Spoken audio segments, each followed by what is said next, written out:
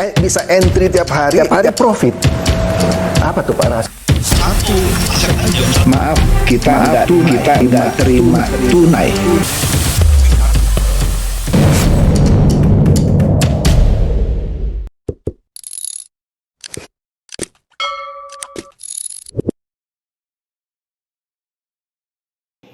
Halo Bapak Ibu, saudara-saudari sekalian, lovers and haters. Salam cerdas Indonesiaku. Jumpa lagi kita pada kesempatan kali ini.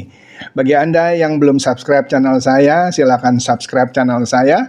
Tekan loncengnya agar Anda dapat notifikasi setiap kali saya mengupload video-video saya. Oke, Anda lihat kembali saya memakai baju bernuansa merah ya. Artinya ini berita hot, bener hot. Apa itu? Begini, sebelumnya kan saya pernah membahas mengenai bahwa minggu depan, entar kita lihat lagi lah beritanya, Rismond itu akan memberikan kejutan. Kemudian Pak Ade kalau tidak salah dari pengacaranya Pak Jokowi bilang, ada seorang tokoh katanya Charlie Chaplin, nggak ngerti lah siapa Charlie Chaplin gitu ya, yang disebut ada di belakang atau sebagai dalang pendana dalam kasus tuduhan ijazah palsu Jokowi.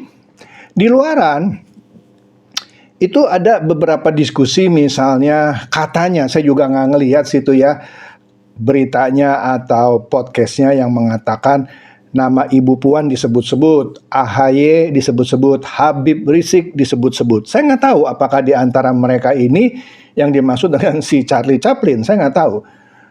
Nah, Pak Jokowi pun ketika ditanya mengenai Puan atau AHY atau Habib Rizik yang orang-orang sebut ada di belakang kasus ini, Jokowi sepertinya no comment. Nah, tapi belakangan ini, baru ini, kemarin beritanya, hari Minggu keluar beritanya, bahwa Rismond justru hari ini, Senin, mau dilaporkan ke kepolisian. Ya, waduh, jadi panjang nih ya ceritanya. Oke deh, itu cukup intronya seperti itu. Cepet aja, ada satu yang numpang lewat, bener-bener cepet. Kan sebelumnya sudah saya bahas ya mengenai seorang profesor, Saiful Mujani, pendiri lembaga riset politik yang namanya SMRC, singkatan dari Saiful Mujani Research Center.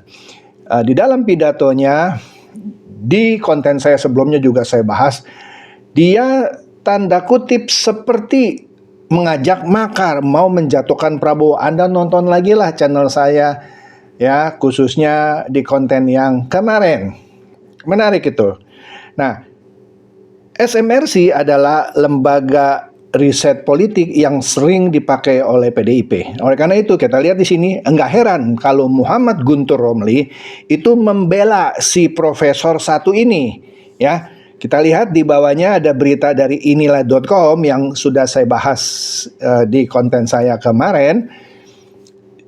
Muhammad Guntur Romli yang sebelumnya dari PSI, dia lompat pagar ke PDIP dengan alasan PSI membuka pintu buat Pak Prabowo. Padahal sebelum PSI menerima Prabowo, dia diam-diam nyalek ke PDIP. Kan sering saya bahas ya. Di sini Muhammad Guntur Romli bilang dia membela Profesor Saiful Mujani yang dituduh makar. Dia bilang Saiful Mujani adalah seorang guru besar, profesor kan, ilmu politik dari Universitas Islam Negeri UIN Syarif Hidayatullah Jakarta. Dan pendiri Saiful Mujani Research and Consulting, bukan Research Center ya, Research and Consulting.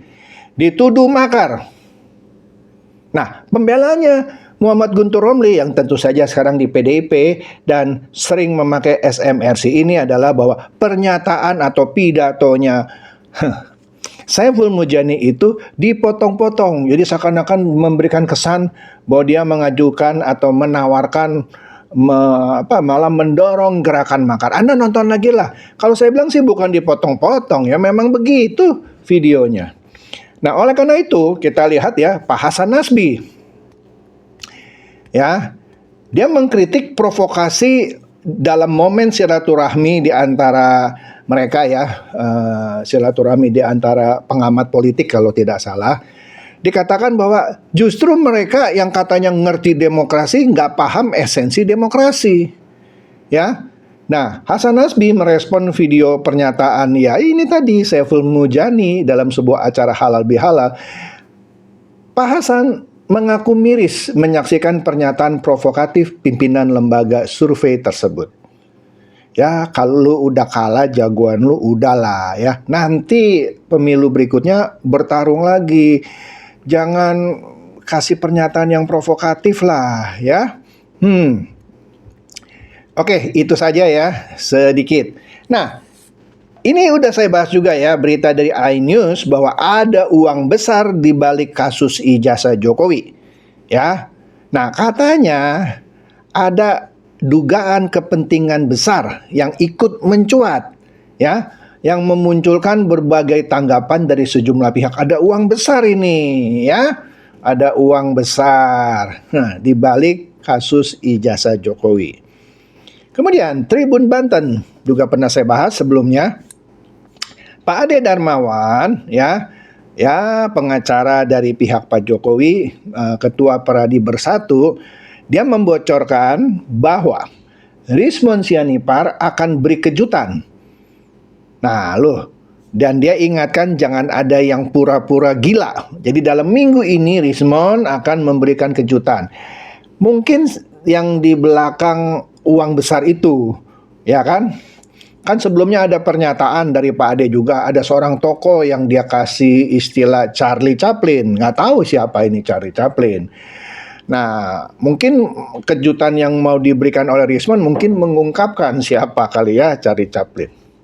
Oke, nah yang mau saya bahas adalah berita Tempo kemarin. Iya, kemarin 5 April. Ya, jam 5 sore. Beritanya adalah Yusuf Kala akan laporkan Rizmon Sianipar ke polisi. Nah, mau dilaporkan Rizmon Sianipar. Nah, ini menarik nih. Jadi katanya mantan wakil presiden yaitu Pak Yusuf Kala ini berencana akan melaporkan Rizmon ya ke kepolisian. Nah, tentu ada sesuatu dong di balik pelaporan ini dan dianggap serius ya. Nah, kita lihat di sini katanya di media, saya nggak tahu di media mana, saya cari-cari belum ketemu ya, tersebar berita berdasarkan keterangan saudara Rizmon Sianipar bahwa saya, maksudnya Yusuf Kala, mendanai Roy Suryo dan kawan-kawan sebesar 5 miliar untuk mempersoalkan soal ijazah Jokowi. Saya katakan itu tidak benar. Itu kata Pak Yusuf Kala ya kepada media massa di kediamannya di Jalan Brawijaya, Kebayoran Baru kemarin Minggu 5 April. Artinya penting nih hari Minggu juga mengundang wartawan. Nah, Pak JK bilang saya nggak kenal Rizmon. Ketemu aja nggak pernah katanya ya, nggak pernah. Tapi ya Pak saya, maksudnya Yusuf Kala, kenal yang namanya Roy Suryo yang juga menjadi tersangka dalam kasus dugaan ijazah palsu Jokowi. Karena Roy adalah mantan menteri, sedangkan yang tersangka lainnya JK tidak mengenalnya. Nah, karena sudah tersebar berita bahwa seakan-akan ada uang 5 miliar dari JK kepada Roy Suryo dan kawan-kawan, maka hari ini kan berita kemarin ya dibilang, maka besok maksudnya hari ini pengacara akan mewakili saya melaporkan saudara Rizmon ke Bareskrim. Wah, untuk menetapkan kebenaran bahwa apa yang dia katakan tidak benar. Ya.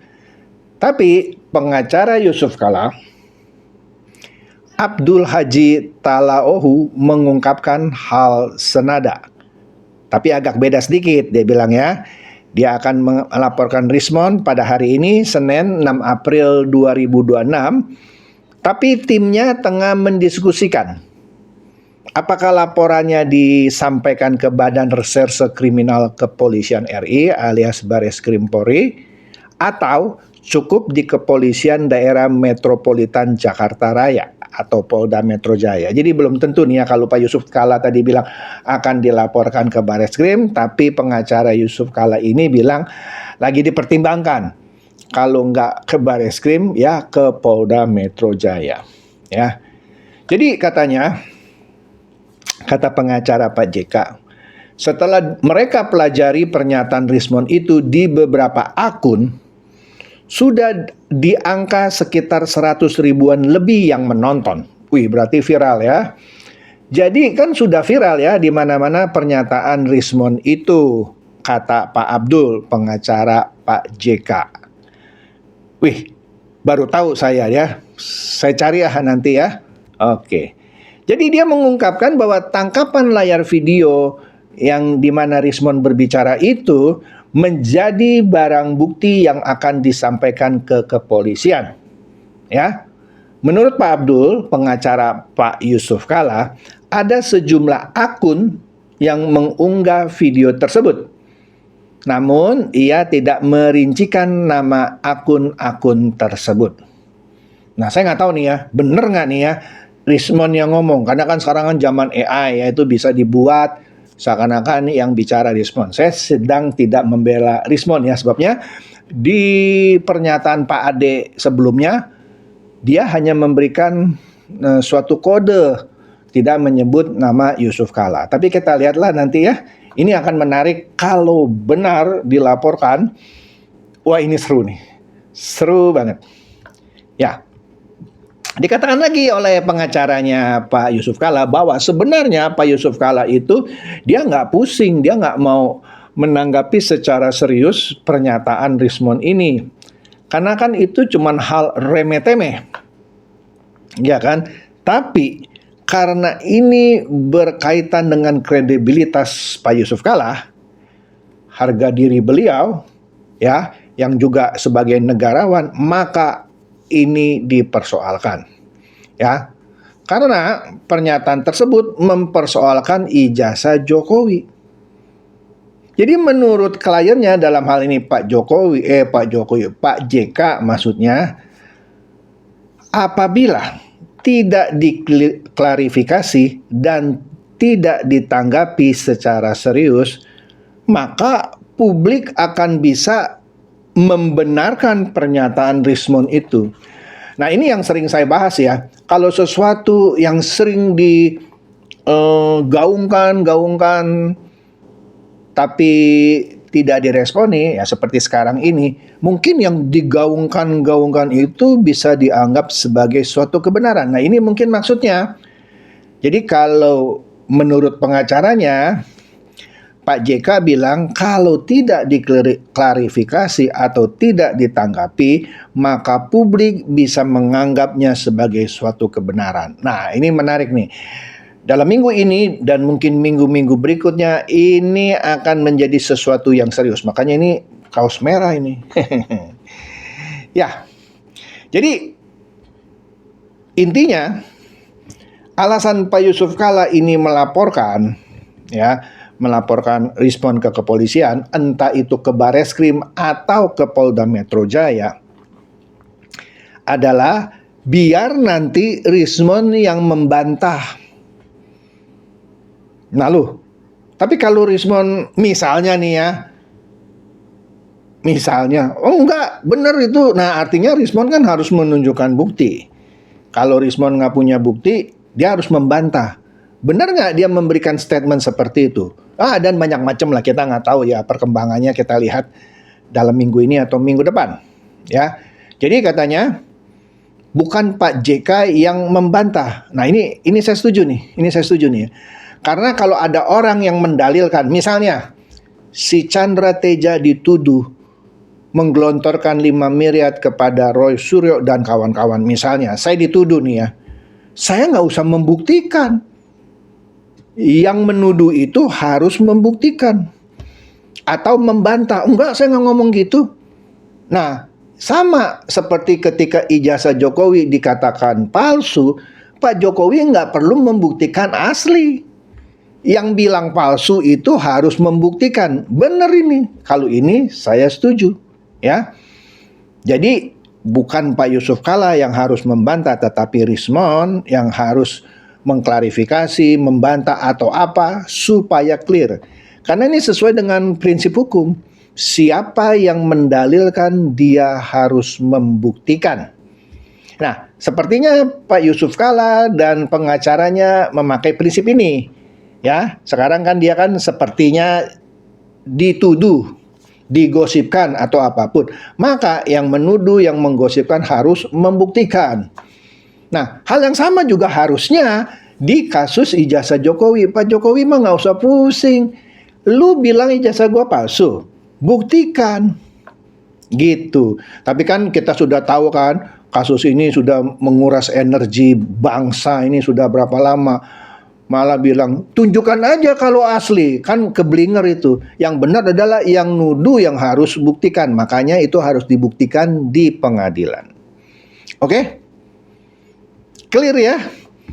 Oke deh, itu saja dari saya. Semoga ini mencerdaskan dan mencerahkan Anda semua. Silakan share video saya ini kepada teman-teman, sahabat atau kerabat supaya mereka tambah cerdas dan tercerahkan. Seperti biasa, terima kasih.